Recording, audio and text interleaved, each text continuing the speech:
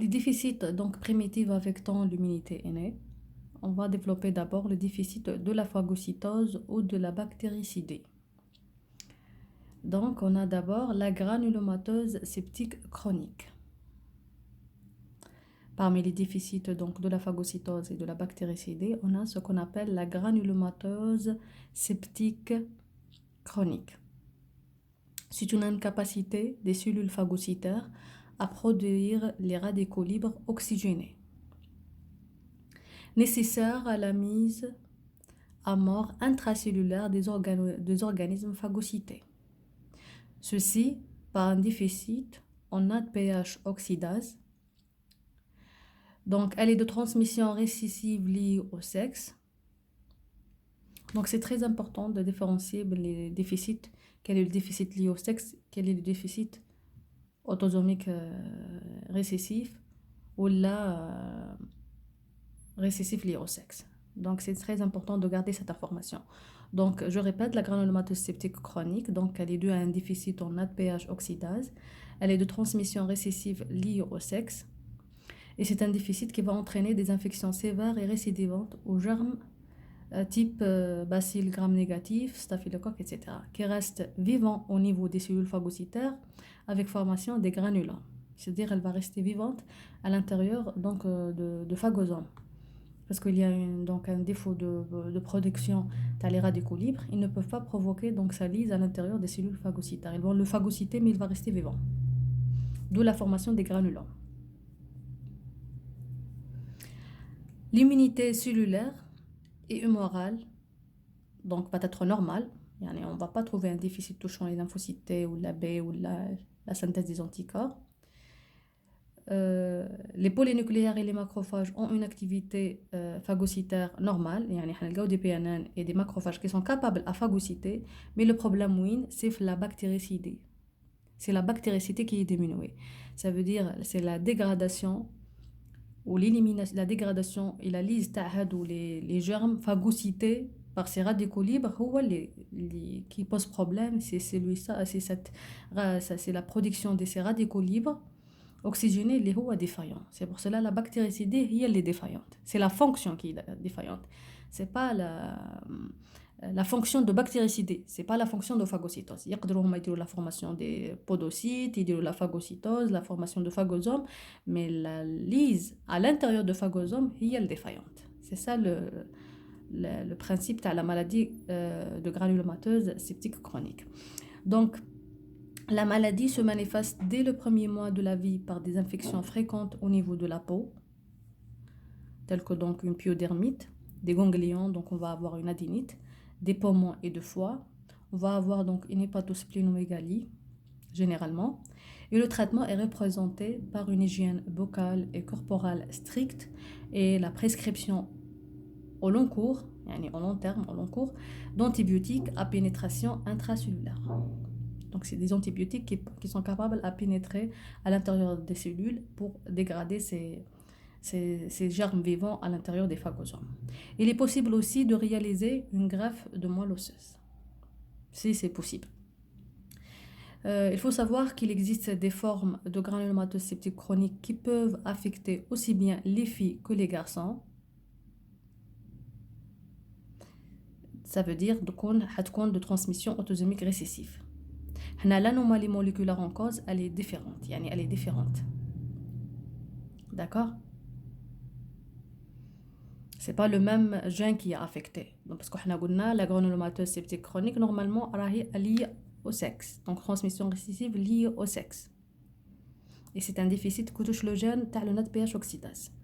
Mais on peut avoir d'autres formes de granulomatose septique chronique, mais la mutation touchant d'autres gènes. Elle est d'autres gènes, ça veut dire elle devient autosomique récessive, donc elle va toucher les filles que les garçons. C'est pas qu'on lié à l'X touche les garçons, mais l'anomalie moléculaire en cause elle est différente. Après la granulomatose donc septique chronique, on est toujours voilà.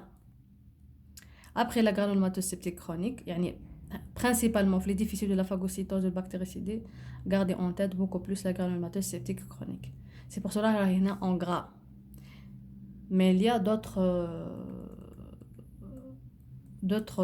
défauts d'autres déficits de la phagocytose et de la bactéricidie, où il y a le déficit en G6PD. Cette affection se traduit par des manifestations infectieuses associées à une anomalie hémolytique, de fait de déficit enzymatique dans les leucocytes et les érythrocytes. La transmission est liée au chromosome X, liée au sexe.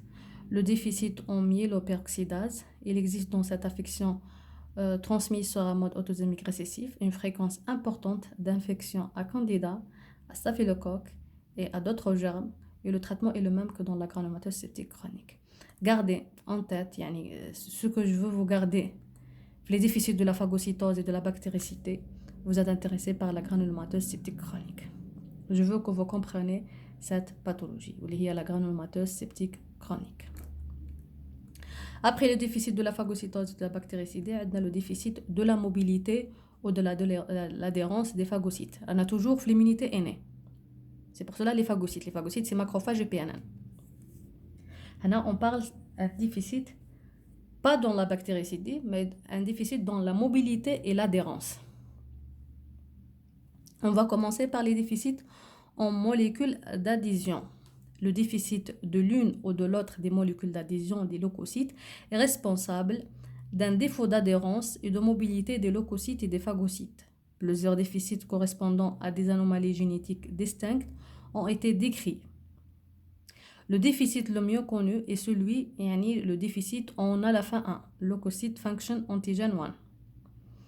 Mais il faut savoir qu'il y a plusieurs déficits en plusieurs molécules d'adhésion, mais le mieux connu, c'est le déficit en alpha 1. Donc le déficit en alpha 1, qu'on appelle aussi le LAD, leukocyte antigen deficiency, se manifeste par des infections bactériennes sévères sans pu, avec une hyperleucocytose. Les infections apparaissent dès la naissance et il existe fréquemment une omphalite, et le signe le plus précoce est un retard de chute de cordon ombilical. Donc, on a un défaut de migration et d'adhésion les cellules. Donc, un défaut dans la fonction. D'accord? Donc, c'est déjà un défaut dans la phagocytose.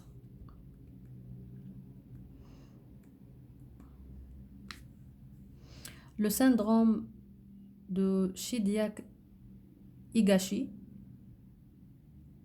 Ce syndrome transmis selon une mode autosomique récessive,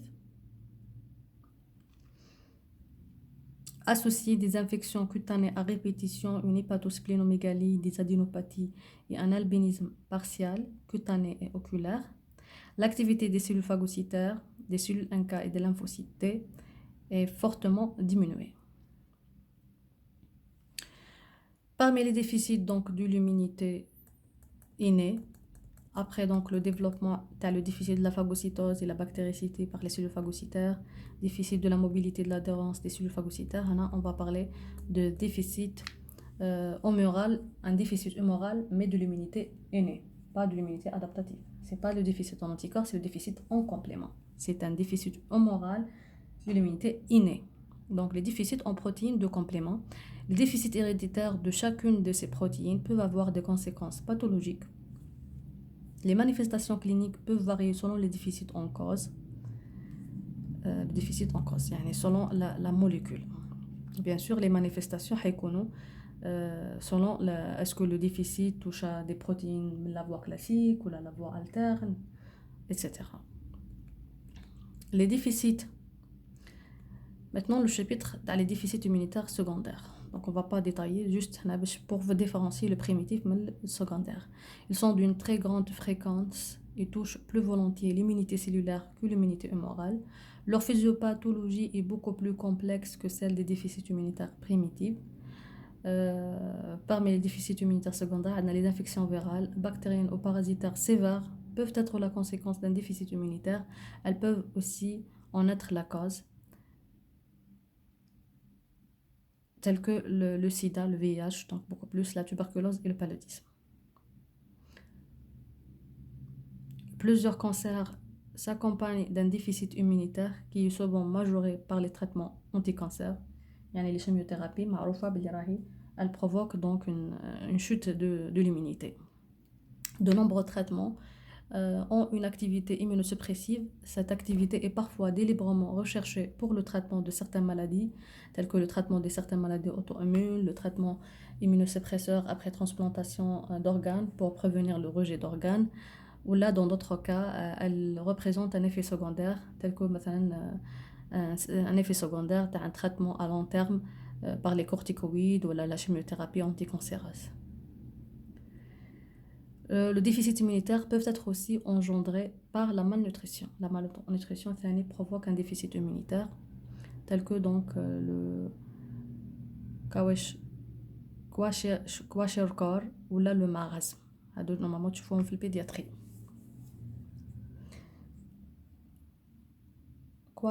Kwashiorkor ou le marasme. D'accord. L'exploration des déficits immunitaires.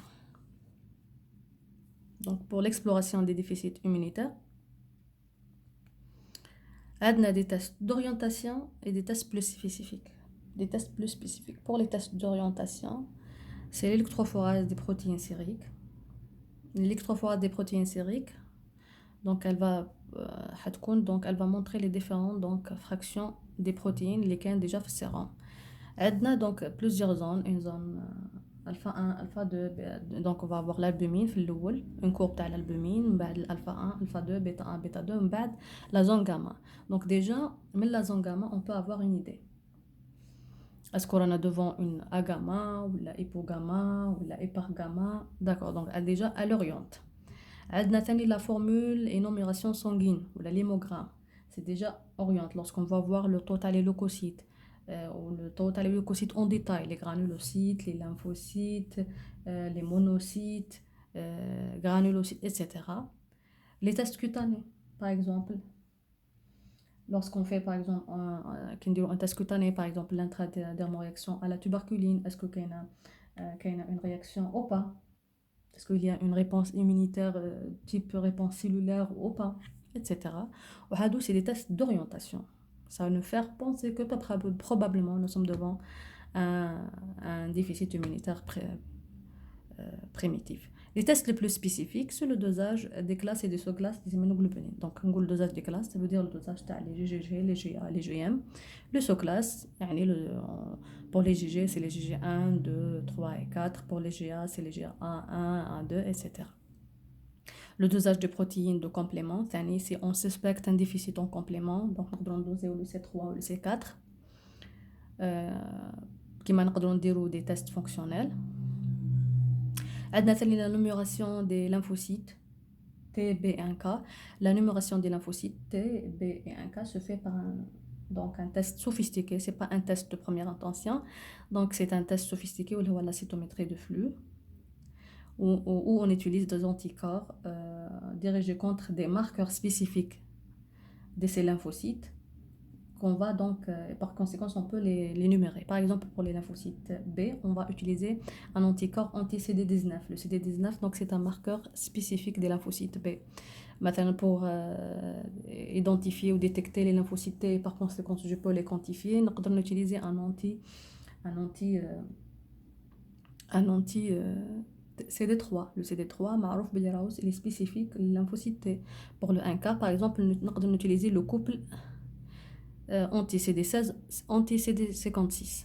Le couple, donc, il est beaucoup plus fréquent عند les cellules NK. Donc, lorsque j'utilise un anti-CD16 et un anti-CD56, on peut identifier les NK et par conséquent, je peux les quantifier. On a aussi des tests fonctionnels. Je vois la fonction des différentes cellules. Des lymphocytes T. Les lymphocytes T, par exemple, en contact avec des métogènes, on va voir est-ce qu'ils vont faire une prolifération ou pas. Parce que normalement, les métogènes, elle va faire donc, une activation de toutes les glandes. Donc, même, mais la spécificité dans ce cas. Donc, on utilise des métogènes parce qu'on ne sait pas quels sont les glandes qui existent. La personne les différentes spécificités de ces clans lymphocytes T. On a utilisé un méthode qui est capable d'activer toutes les lymphocytes T. On a est-ce que des lymphocytes T qui sont capables de s'activer et de se multiplier. La même chose pour la recherche de la réponse en anticorps ou l'activation de la phagocytose. D'accord. Donc, un des tests, c'est d'explorer la phagocytose et la bactéricide. D'accord. On ne va pas rentrer dans les détails, mettre en tête qu'il y a des tests fonctionnels qui permettent d'explorer donc la fonction de lymphocyte, la réponse humorale ou de la phagocytose. Je ne peux pas rentrer dans les détails parce que vous avez demandé un curriculum résumé, vu que l'examen est très proche. Si je vais rentrer dans le détail de ces examens, le cours va être très lent. Donc, pour le moment, gardez des tests fonctionnels qu'on fait pour savoir est-ce que les lymphocytes T, les lymphocytes B et les cellules phagocytaires fonctionnent correctement ou pas.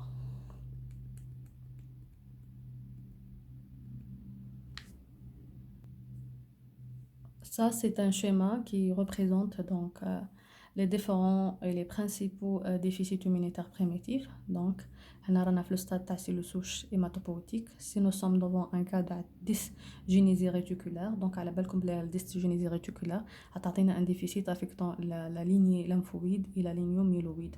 Donc, on a une diminution de lymphocytes B et les granulocytes surtout. Si par exemple on est devant une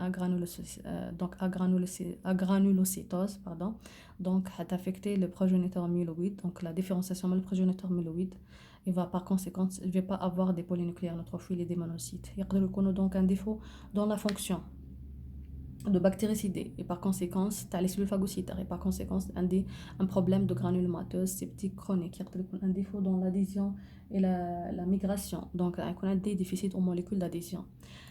Comme il y a donc des déficits affectant la lignée lymphoïde tels que les déficits immunitaires combinés sévères, le déficit en ADA, en PMP, le toucher donc les différentes lignées T, B et 1K, tel que par exemple le cas de la gamma-globulinémie ou le syndrome de Di-George, où on a un défaut de la différenciation dans le stade pré-B et le B mature.